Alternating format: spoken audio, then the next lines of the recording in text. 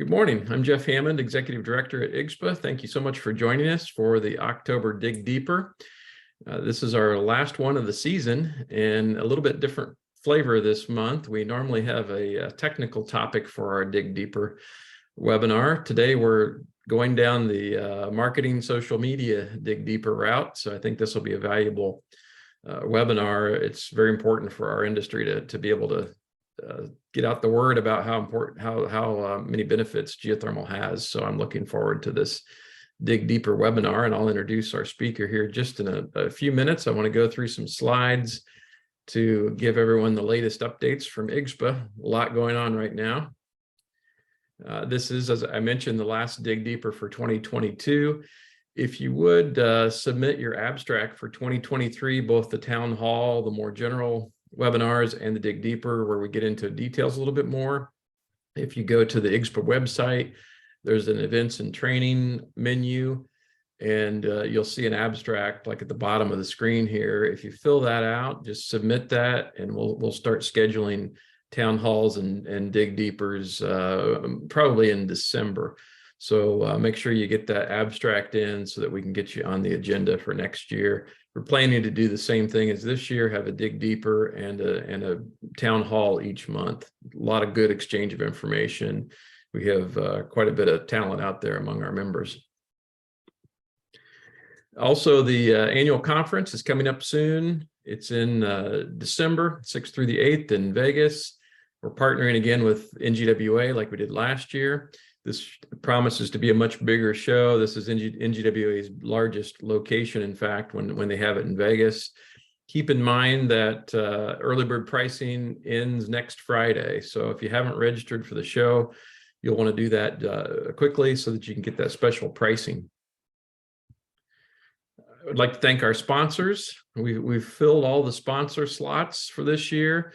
And we just recently picked up a diamond sponsor, the Department of Energy Geothermal Technology Office, filled that diamond spot. We have Climate Master as platinum, Grundfos and Water Furnace as gold sponsors, Intertech and Mosaic silver sponsors, and we have 3 bronze sponsors, Gray Edge, Solis O'Brien, and PPI. So we have quite a variety of sponsors this year, as well as a full list of exhibitors. All but one booth sold, in fact, this year. So when you go to the conference, look for the IGSPA Pavilion. There'll be a large sign hanging above the IGSPA booth. And we're just to the left of the front entrance. So when the doors open, you'll go right through the front, which is in this area right here. And I think half hour after the show opens, then these doors open and you'll be able to go directly into the IGSPA Pavilion. So we're expecting a lot of really good traffic for the IGSPA exhibitors this year. You'll also find the conference program is now online. It's at igspa.org/conference 2022. So this gives all of the workshop events, the speakers, background, and so forth. So check that out. If you're on the fence about the conference, take a look at that guide. I think you'll see quite a program this year. For this particular Dig Deeper, this qualifies for CEUs, for certification renewal. Just send an email and make sure you include your name and email both to the IGSPA address in the chat session. Each of these town hall Dig Deepers are worth 0.1 contact hour, and we'll send out certificates after each half CEU, so those can be accumulated then for certified individual renewals. If you have questions, if you would place those in the chat at the end of Sean's presentation, I'll read those questions and he'll be able to respond to those. If we don't get to all the questions, we'll follow up with you. And as always, please mute your microphone so that everyone can enjoy the presentation. We are recording this presentation and it will be available on the IGSPA website. There's a YouTube button at the top. If you click on that, you'll find the recording in the next couple of days. And then finally, our disclaimer and potential conflict of interest statement. The upcoming presentation represents the opinion of the presenter and does not represent any official position, opinion, or endorsement of any products or services by IGSPA or its members. IGSPA town halls and Dig Deeper webinars are for member updates and education on the latest information in the geothermal heat pump industry. and are not meant to endorse one technology or brand over another. It is a presenter's responsibility to disclose any conflict of interest or position that may arise in the content of the webinar. So with that, let me pull up Sean's information here, and we'll introduce our speaker. Sean Gardner and his wife own Digital Concrete. Digital Concrete is a rebrand agency helping growth-focused business owners rebrand, redesign, and redevelop strategies to increase visibility, recognition, and profits. Over time, they believe for a business's evolution, it's vital to refresh the brand visuals, redesign the website, recraft the content, and create new strategies to be set apart from the competition. A successful rebrand should give your business the ability to gain new opportunities. Sean is a self-taught designer and developer with over 18 years of experience developing websites, brands, and social media strategies, helping many businesses spanning multiple industries.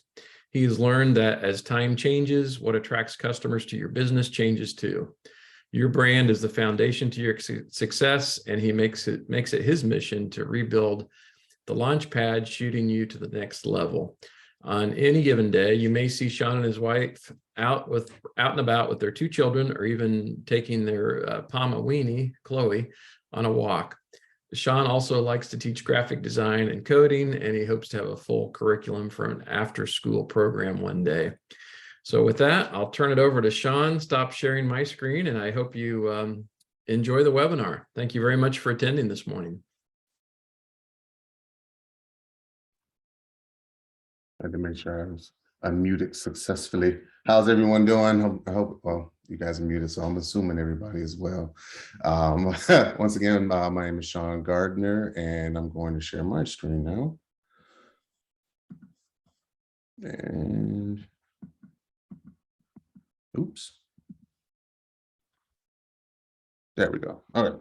So yes, I own Digital Concrete with my wife, and we do re-strategize, redevelop, redesign, and rebrand, and we consider ourselves the masters of the remix.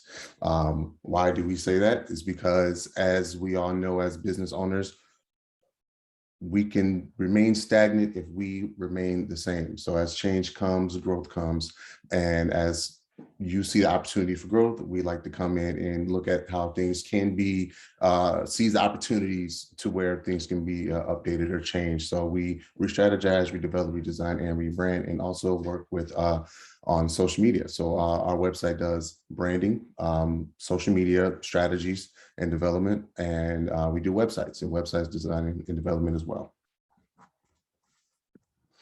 So let's get into it. Why use social media, right? So social media is marketing, creating, publishing, promoting content across social media platforms like Facebook, Instagram, Snapchat, YouTube, etc. Businesses have moved to attract social media users to their events, products, and services. But more importantly, we are going to get them not only to our events, products, and services, but also to their website as well.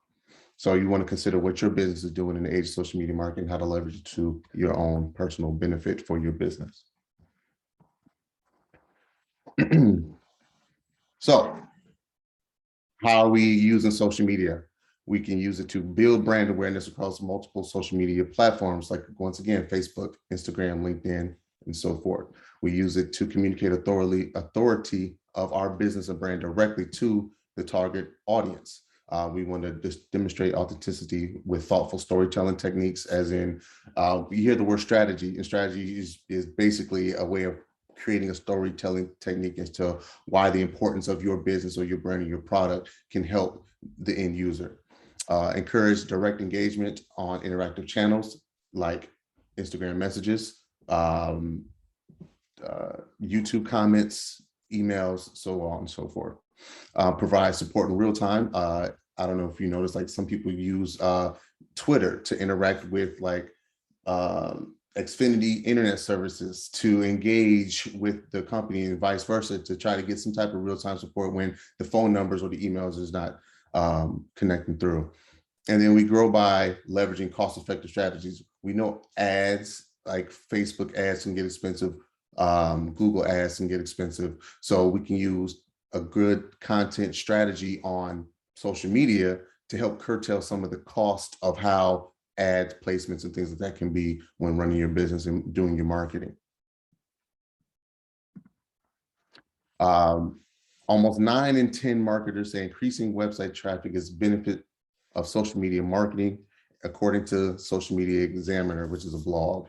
It's the second most frequently cited benefit, just behind brand exposure and well ahead of lead generation. So number one, which we'll get into the next slide, is increasing brand exposure. And number two is increasing brand traffic.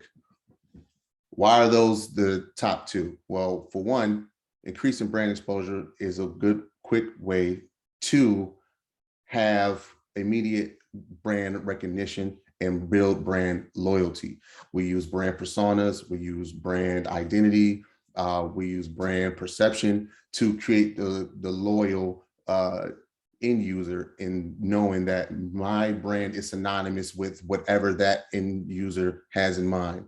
The game of it is, if I want my business to be synonymous with high quality craftsmanship, etc., what do I need to do in my marketing to make the end user feel the way about my business the way I do, right? So then that's how we use social media to increase that brand exposure. But number two, how do we turn that customer, how do we turn that person that's on my social media into a lead? Well, we have to drive them to the website, right? Does my website have the information that's necessary to land that client into a lead? Because we don't want leads coming on my Instagram DM, all right? I don't want to talk business in my DMs. That's highly unprofessional and doesn't put you as touted as high you have in your own mind, right? So we want to get that lead generating from the website. So do we have the contact form where it needs to be? Our call to actions and buttons, are they on the website? I could talk forever on websites and what's needed for that to happen. So if you would like to have any information on that, give me a call. I can talk your ear off about it all day, right? But then, so in today's world, our websites need to be responsive, accessible, and we need to have our social media drive the traffic to the website. You can have a pretty car, which would be the social media, but what are we driving it to, right? Is it a 3-story mansion, right? Or is it a $100,000 ranch 1-bedroom house, right? So where are we driving the traffic to? And that would dictate if that person that's on social media is driving to your website to then become a lead, or they just came for a quick visit and left and found somebody else who they felt was more qualified because of what they saw when they got driven to the website. So yes, make sure your website is up to date with 2020 plus design and development standards. Make sure it's optimized and responsive and accessible. And we can get in, accessibility is a whole nother thing now too, which is a standard in today's world with websites, with making sure that handicapped individuals can use your website with various means of communications via the keyboard or screen recording or whatever on their device. So what social media platforms are out there? There's a lot. There's YouTube, which, how do we engage with YouTube to engage with the audience? We can use ads, videos, or just having the channel itself. Facebook, profile, ads, shop, there's groups you can make. Messenger, Instagram, has, you can do your profile, your IGTV, your Reels, shops, your ads, LinkedIn, your profile, your pages, your ads, your groups, Twitter, profile and ads, Pinterest, profile ads, you got your Pinterest boards, Snapchat for profile and ads, Twitch, which I don't think nobody in this group would use Twitch, because I don't know, I guess you can have a video game or something that you want to show on there. But there's Twitch for ads and have a channel on there. Clubhouse, which is an app where it's like it's like this, it's like Zoom. Like if nobody had the video on it, we were all just talking and taking turns, that's Clubhouse, right? And then somebody can host and give the information. Reddit has a lot of communities, vast information over various industries. You can create a community on there. You can do ads, you can have a profile and so on. Quora is a platform. There's like a question and answer. So if you wanted to use Quora to try to use it to have a content strategy, then you would put like frequently asked questions about your industry or business on there. And so if somebody goes to Google it, there's a chance that your question and answer that they could pull up will come, and then they will use that to go to your website and go from there. And then of course, TikTok. If you have nieces, nephews, cousins, children, you probably know what TikTok is. But there's a great space for ads. And if you have a profile and you can use it to talk to a certain demographic, after understanding who your demographic is, then you can use TikTok as well. As you see all those arrows go to what you will want to be your website. So social media platforms and their demographics. So we're going to go over the most notable social media platforms and go over their demographics in hopes that you can figure out and pinpoint, is that social media platform for me, is my demographic in that space, and then use that to say, that's where I want to put my time and effort and my money in, to then hopefully use that as my means of content, social media. So Facebook, as of 2022 data, Facebook has 2.9 billion, 93 billion active monthly users. Daily, 1.96 billion active daily. This is around the world.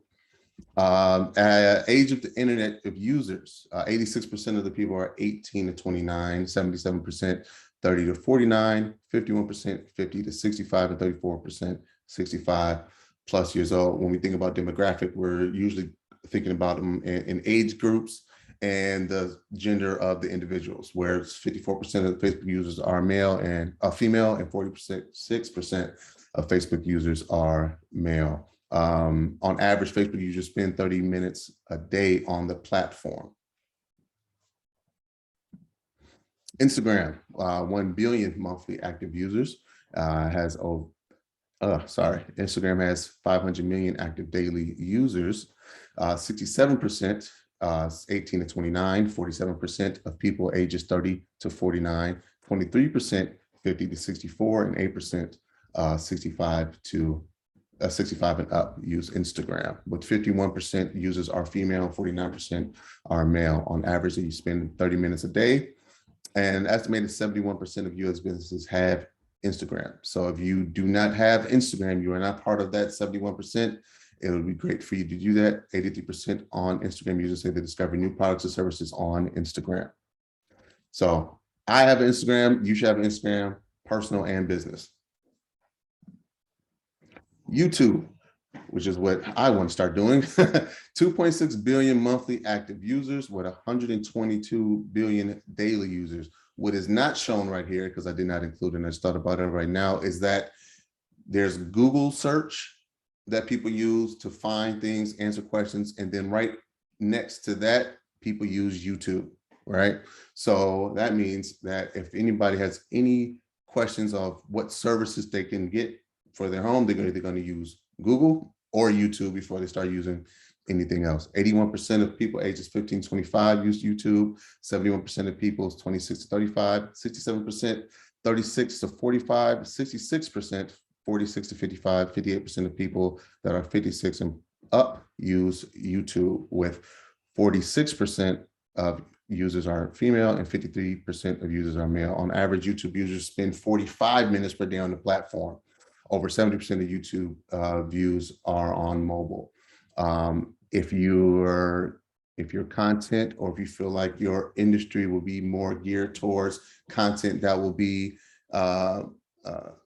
highly receptive towards male individuals, YouTube would probably be your one or two social media platform of choice. LinkedIn has 89.7 million monthly active users. It's a vast difference from those billions, right? It has 29.97 million daily active users, with 21% of age 18 to 24, 60% ages 25 to 34, 17% 35 to 54, and 3% 55 and up. 43% of LinkedIn users are female, with 57% of LinkedIn users are male. On average, LinkedIn users spend 7 minutes per day on the platform. 57% of LinkedIn traffic is through mobile devices. which again leads me to the point to make sure that your website is responsive for mobile devices, not only just for desktops and laptops. So choosing the right social media platform.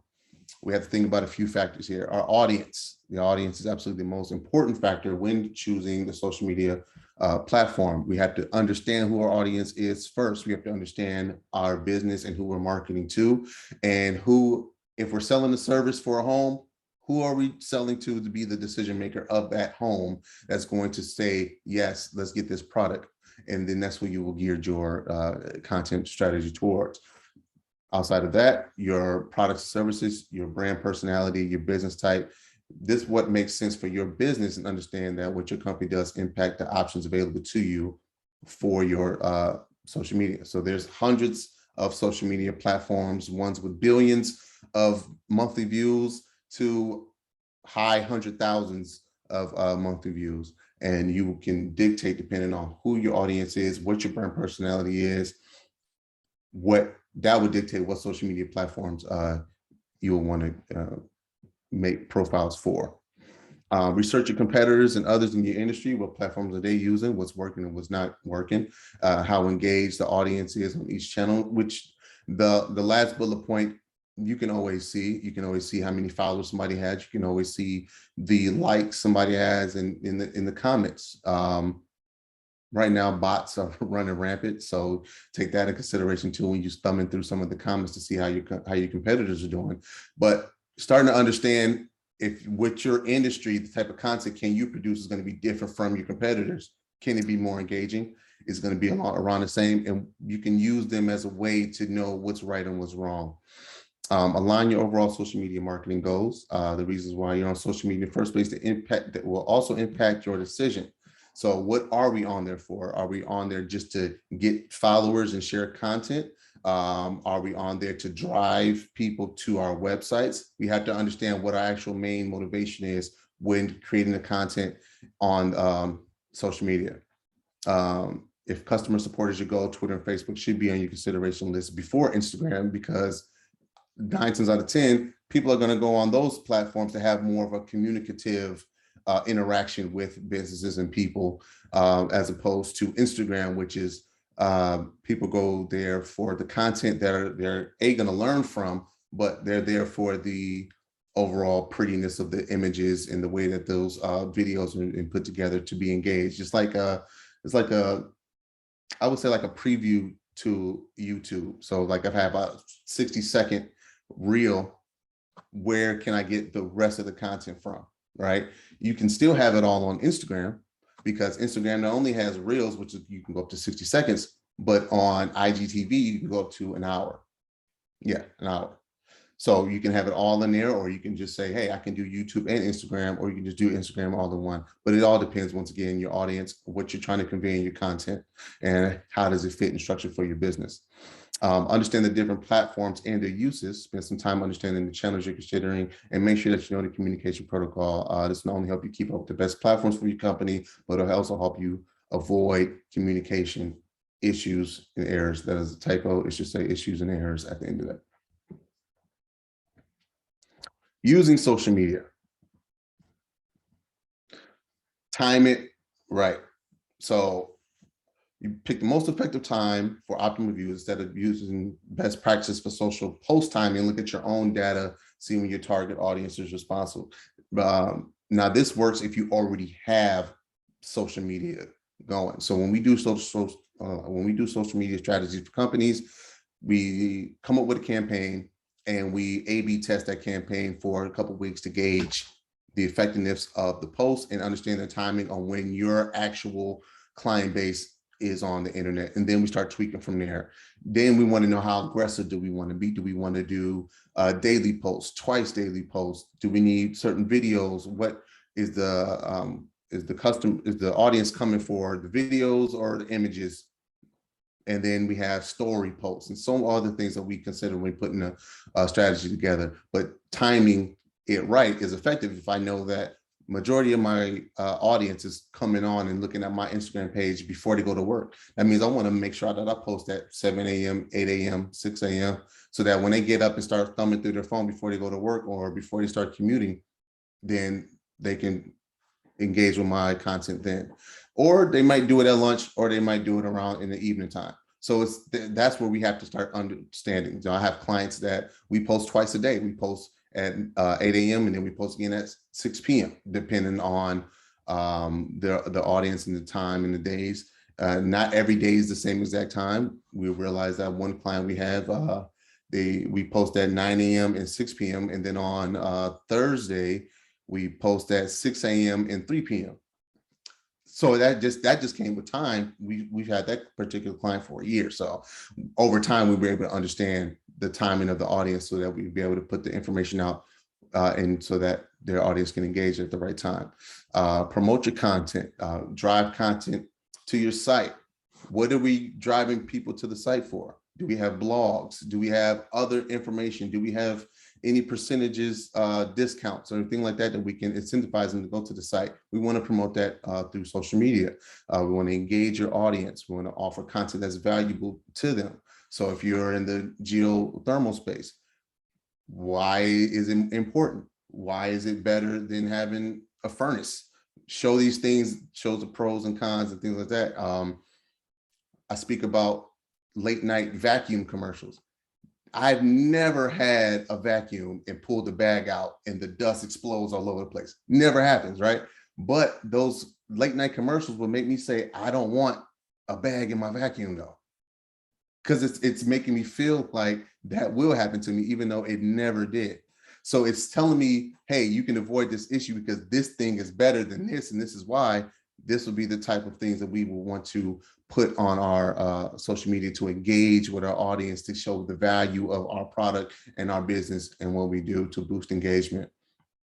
We want to make sure we ask questions to trigger reaction, ask yes, no questions. You see those multiple choice, you see those polls and things like that you see on stories if you're going through Instagram. We want to be responsive, make your audience feel valued, and sometimes your response can include a link to your website, which offers more information on the topic. You see a lot of people say, click the link in my bio. That's a call to action. When somebody is engaging with their audience and there's something that a question can be easily asked on the website, right? So instead of answering the question fully in the comments or in the DM, hey, go to my website. What does that do? That drives a person that could be a potential lead to your website. And more importantly, be visible. Social media users respond to visuals better than text only, from images and infographics to videos and presentations. I always say videos, then images, text last, because people don't read. They skim. People don't read, they skim. They are a suitable medium to develop an emotional connection and trigger strong reaction. They can also make your content more interactive and easier to consume. So that's enough of the slides. I work way better with question and answer, so I would love to answer any questions that you may have. But if you would like to contact me for any info for your own personal business or industry, for social media or websites or branding, please shoot me an email at sean@digitalconcrete.co. That is not a typo. It's sean@digitalconcrete.co. And my number is 616-726-0045. Great. Thanks so much, Sean. That's really good information. I'll go to the chat window here so that we can start our Q&A session here. First off here, David says you'd be surprised about Twitch. Do you have some experience with Twitch in certain business types that maybe that works better than others? So Twitch, I've learned that it is a streaming platform, right? So a lot of people Twitch came into prominence from video games, right? So it's streaming video games and connecting with teens.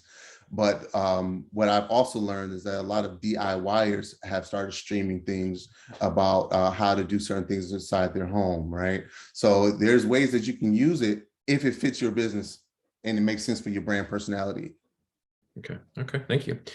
Courtney asks, can you give an example of something you think might be a good catching post? What makes a good social post?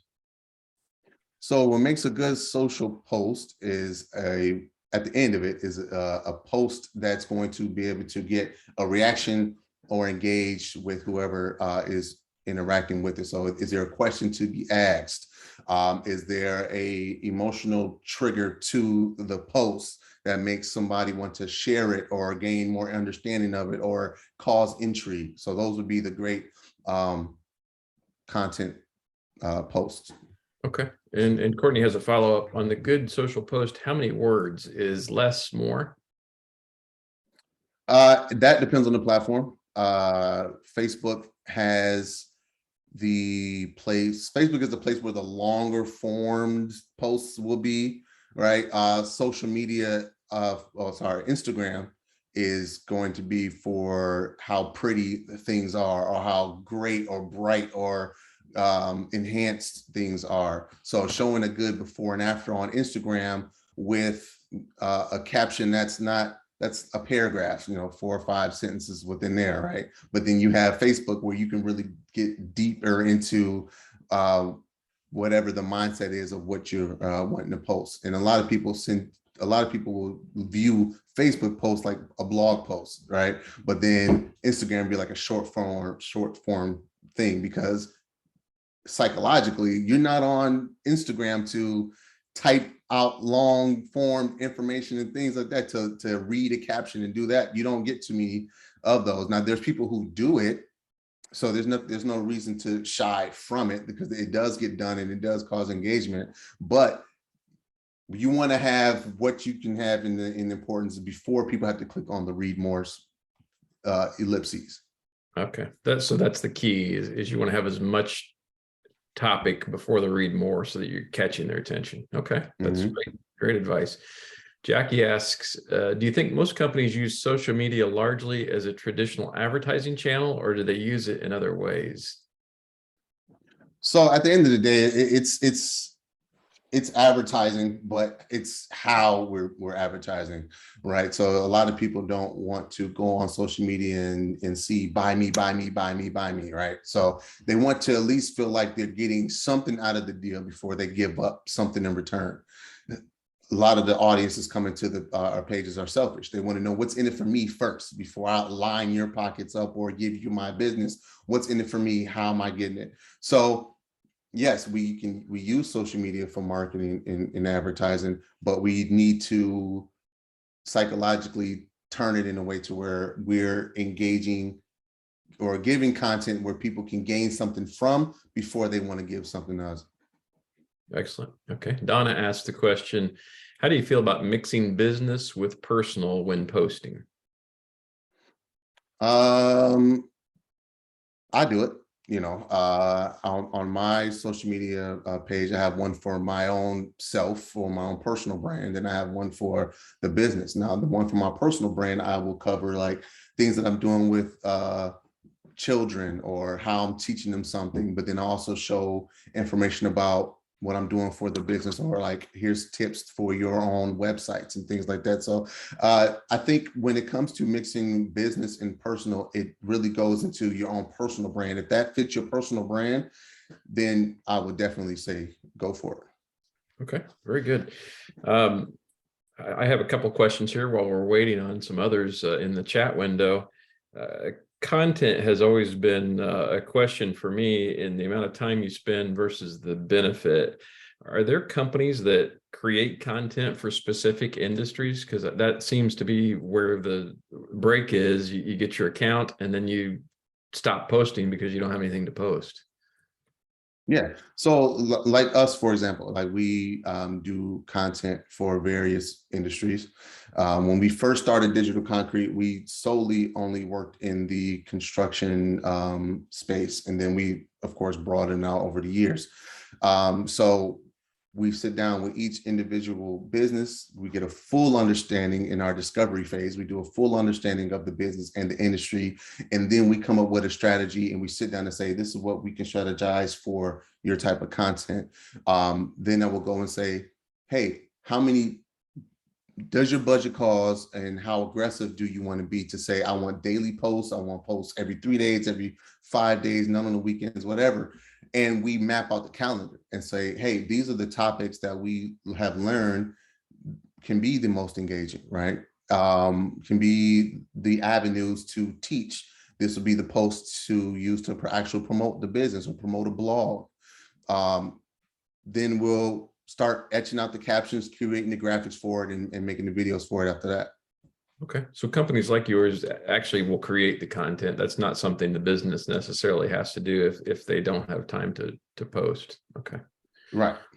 great. Courtney asked, do you find that creating content that doesn't always pertain to your brand help with frequency then? To Jeff's question, maybe posting a life hack along with a post about your services? Yeah, if you're posting a life hack that goes and matches with the content on the page, yeah, it makes sense. Okay. Because then that causes more fun content, right? It doesn't make you feel like you're in a science class every day. You actually having like fun time and showing brand personality. We go back to brand personality, right? So what is our brand personality? We have to understand that first. Are we fun? Are we informal? Are we super serious? Do we smile all the time? Like, what is our personality? And then we create the content that goes into it. Okay, so the plan ahead of time sounds like a good way to determine what's best. Daniel has a question. What are your thoughts on providing free tools or ebooks in exchange for their authorization to email subscribe them? Should we develop a newsletter? If so, how much email is too much and will lead to unsubscribe? And nobody reads the ebooks. That's what I've learned. Nobody reads the ebooks. But if the user enjoys your brand, personality, persona, website, stuff like that, newsletter is going to get subscribed to. If they are engaging with your information that's on your, if they're engaging with your blogs on your site, if they're engaging with your social media content, then of course they're going to want to engage with the newsletter, which is going to be more than likely the blog or a part of the blog, right? But the problem with certain companies when they start out newsletters is that they get to a point where they don't know what to put in the newsletter. All right. So it's like, okay, yes, we have a blog, but do we have company updates? Well, we haven't updated anything in the company in the last 3 months. So I really don't know what else to say. Did we hire anybody new? Is there something else in the industry that could be more informative put in here? So that goes into the whole thing of like, what do I put in the newsletter? Do not listen to a lot of things on the internet. Email is still great. Okay. People still read emails. People still open emails. Newsletters are great. Okay. That's great advice.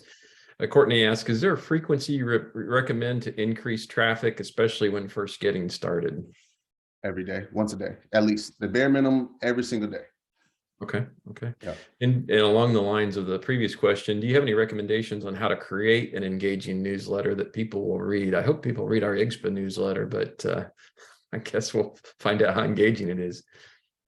So a lot of it will have to be the subject title of the email. All right. So you have to, what's going to make them click and open it? What's going to cause them to have FOMO to make them open the email? Right. So you might get some emails that come across right now in your email and say like, oh man, you're going to miss this. Click this before it's too late or something. Right. You'd be like, what is this? What does this have to do about? Or I've been inclined to click text message to have like the coming back around for something that following up on an email from last time, right? You're like, I didn't get an email the last time, you know what I mean? So let me, see what's going on. So those type of things to enhance somebody's nosiness into what's going on. Because people hate missing out on something, Well, that's the key for sure. Donna has a really good question that I think a lot of people wonder about, because our industry is always fun to try to figure out content. She asks here, geothermal is really hard to find content for. It's limited in things to talk about. You don't want to consistently say the same thing. So what do you recommend for that type of product, a highly technical product like geothermal? So of course it can be limited because we can always talk about the benefits and the this versus that, and how often, can you do that, right? So then we start thinking about what is one of the overarching things that people are going to get geothermal for? saving money, right? So some people are going to, a lot of people are going to want to find a way to save money. And then we start thinking about the value in that and how much content can come from that space. So what I would do is write down all the top arching things in the mind will be when it comes to this space. And then I will map out each one. So each one will have like a lot of lines to a different piece of content under each category. And then we can say, okay, now we have 10 on each side. Now, how far deep into this can we niche it down, right? So if saving money is at the top, and then we have, we're saving money because the cost versus this per year, the maintenance per year. And so then we just start trickling it down. And then you can say, okay, well, now I have 100 ideas I have from this one subject. Great idea. Okay. Sounds like something that the IGSPA marketing committee can start working on. David has a question. What do you perceive as missing from geothermal technology marketing in relation to other renewables, EVs, et cetera? I see some degree of parallel between the geothermal industry marketing and early stage solar industry, but collectively, we all want folks out there to be more engaged with what geothermal can offer. I will honestly take a note out of the electric car space. It's personality, you know. How do we now make it fun? You know, how do we make it, how do we make it sexy, right? How do we make this sexy? How do we make this fun? How do we make this visually pleasing, right? And I feel like if we can take a note from the electronic vehicle space, the EV space, and apply it to some of the geothermal space where it makes sense, then we can do that. Because right now, if somebody was, okay, I'm a nerd. Okay, I'm just gonna say that I'm a nerd. So when I sit down with people, I sit down with clients that's in the geothermal space, and they're telling me the benefits and how things operate, I am already intrigued because that's how my mind is. So now when you have a person who doesn't think like that, right, now we have to take the technical terms and turn them down a notch and act like we're talking to a sixth grader, right? And then we have to then put hot button words and better pictures and things like that to make it more attractive. Okay, well, and that's perfect timing. Jackie mentions here, we need more cutesy animated graphics and GIFs of heat moving between a house and the earth. Is that kind of along the same lines that you're talking about? Yeah, that, and then the unit that gets installed into the home, that looks pretty cool. You know what I mean? Like there's things that we can do and highlight to make it attractive. Yeah. I know Pete would comment on the ground loop as an energy source. So maybe there's some opportunity there. Donna agrees with Jackie.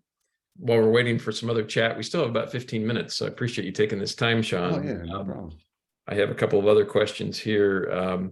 I noticed that a lot of websites in our industry still have don't have an SSL certificate. They're HTTP instead of HTTPS. And when customers go to those websites, it says this site may not be secure.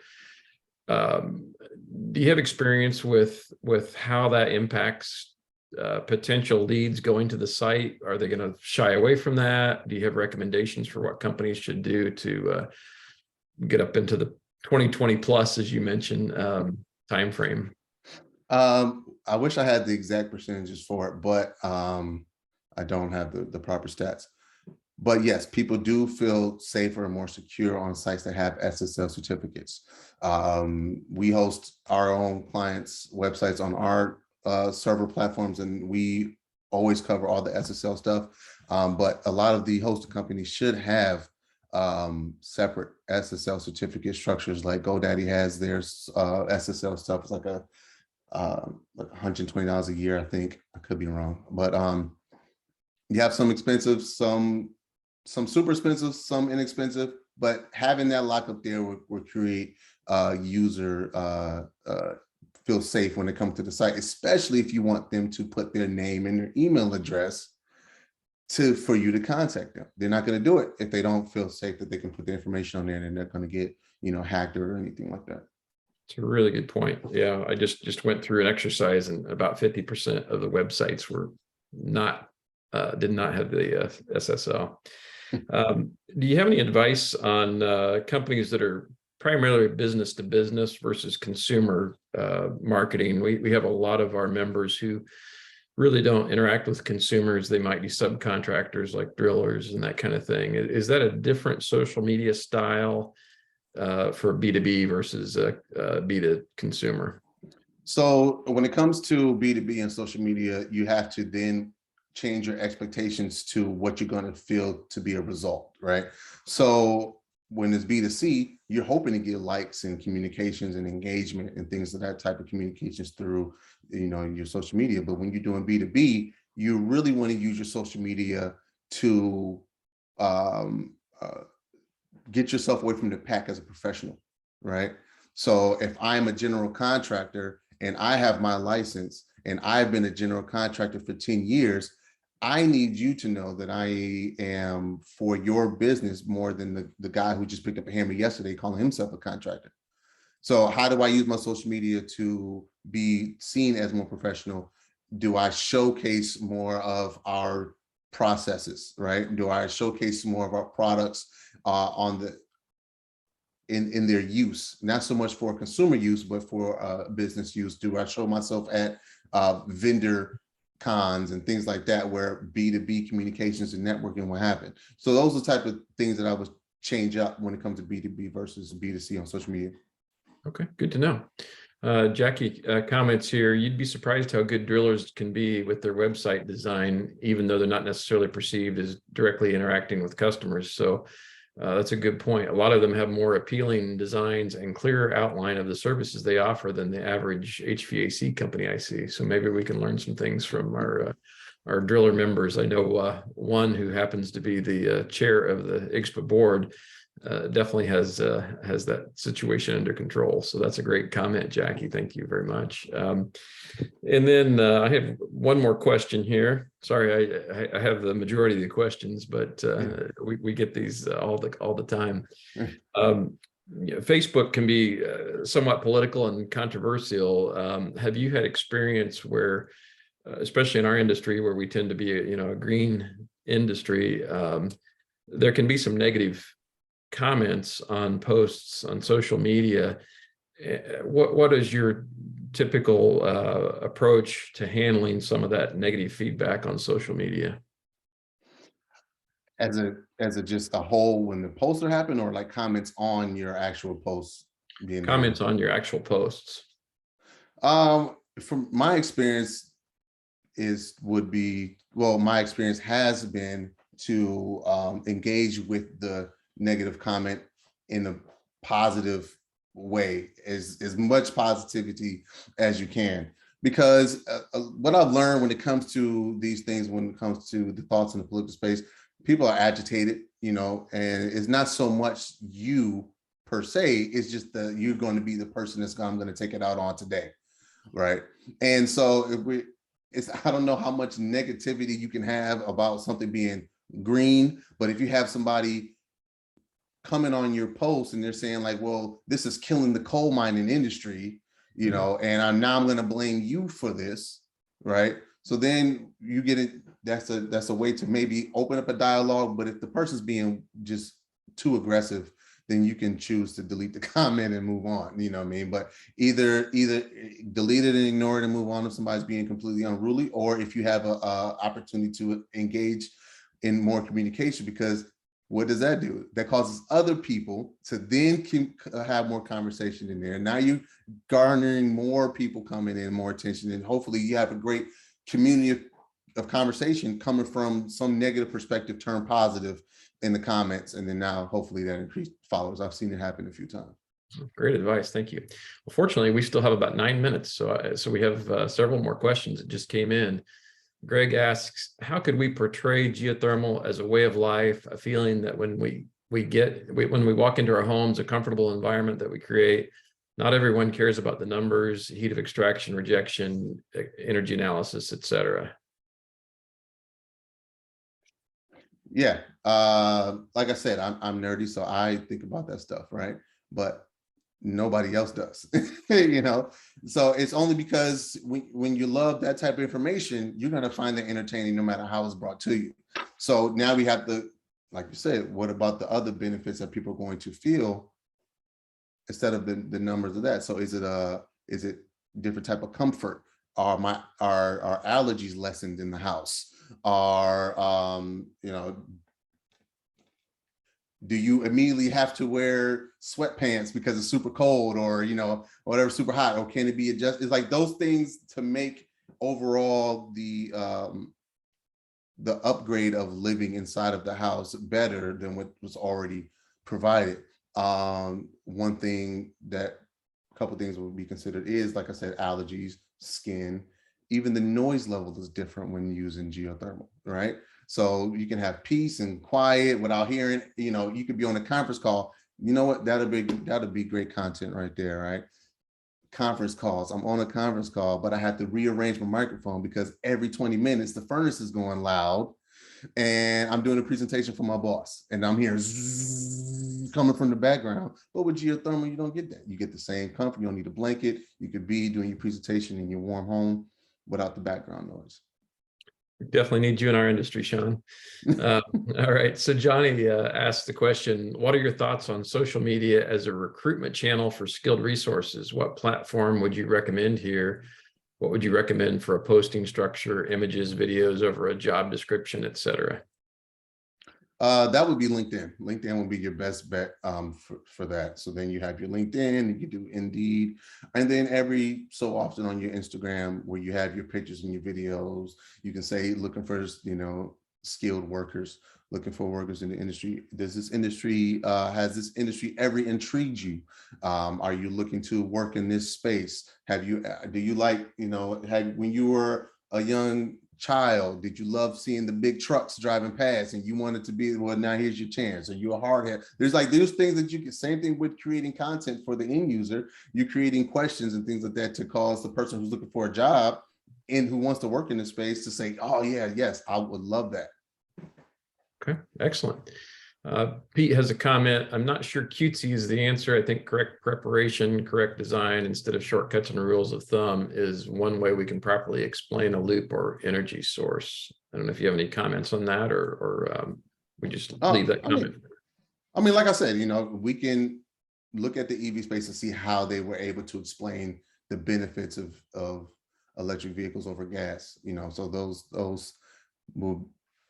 I will use that as a metaphor every time, because it's like I said, how do we make it sexy? It's not so much the information, it's how it's explained, it's how it's shown. In the audience, it sounds like is key to how we're going to approach that. Donna says, I feel in our market, B2C is good for everyone. Any education of our industry benefits all. We are only 3 to 4% of the market, but we've been around 30 plus years. What's your top tip for stepping up our industry's game? Boy, that's a big question there. That is a big question. I would first like to start with discovering and understanding the mindset of the client, because from my personal experience with this information, the geothermal space has been highly in industrial campuses, buildings, schools, hospitals, things of that nature, because it's a big ass building with high bills. So we can use geothermal to keep that energy bill down while also keeping things at even levels across the whole university or campus or whatever. Is in my mind, and I would love to be corrected, in my mind over the last couple of years, it's just now starting to get more and more to the residential space. And I've been hearing people talk about it. I've been in meetings hearing people talk about, like, man, I just found out about this geothermal stuff and I think I want it in my home, or I want like the heated sidewalks. Like, what do I do, for that? So it's just like there's really cool things that can be done, but how do we present them and how do we, explain it? That just takes some research and some time, but we can really be creative in that. There's a lot of this because it's so new in the times when coming to residential. I feel like there's a lot of ways to be creative that hasn't been thought about in this space yet. So yeah, at that point in time, to be follow the leader. Yeah. And it sounds like that's where we missed the boat, because it's really 40, 50-year-old technology. So So we're not quite so new, and that sort of points to Donna's comment. We need to step up our game, but sounds like everything we've talked about so far is definitely on that path. Kevin mentions here, agree about the imagery needed rather with Geo Exchange to inform. So far, I've borrowed many graphics with no repercussions. Any comments about graphics that might be available that you've used over the years? I've used some. What I try to do is stay away from stock images as much as possible, but I'm a graphic designer, so I would design things like I've been told to do certain things in particular, like the loops have to be turned this way, or they have to have this color, and things like that. And I would rearrange that and adjust it and make the way it is supposed to be.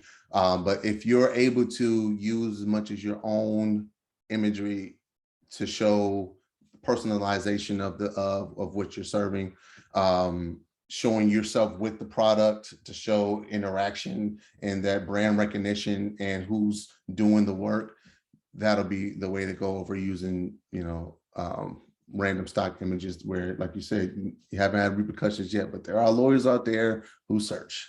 So be careful. Sure, for sure.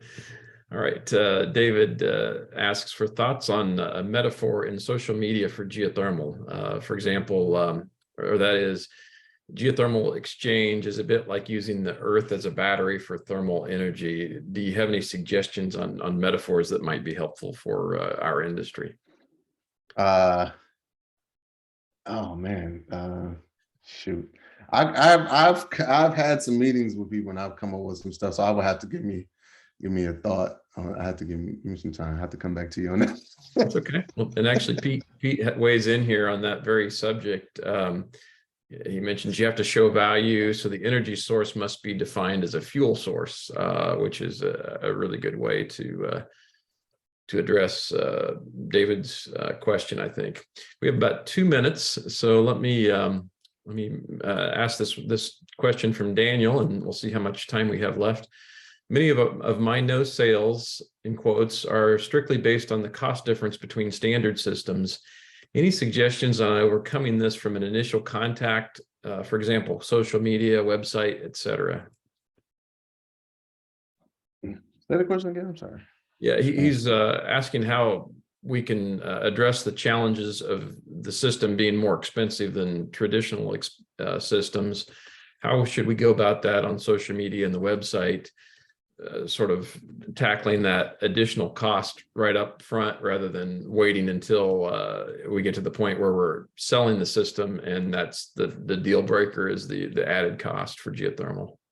Right. So, and that goes back into the comment about value. People know the cost of everything, but the value of nothing. Right. So I feel like some information can be going on as far as like, what is the average time from somebody buys a house to the time they want to either sell it or keep it? What is that percentage, right? So let's just make it up right now. Let's say 50% of homeowners are going to be in their house for 10 to 15 years. Okay, within those 10 and 15 years, how much money are you spending on the electric bill? And then how much money are you spending on filters? How much money are you spending on maintenance? How much money are you spending on the bill?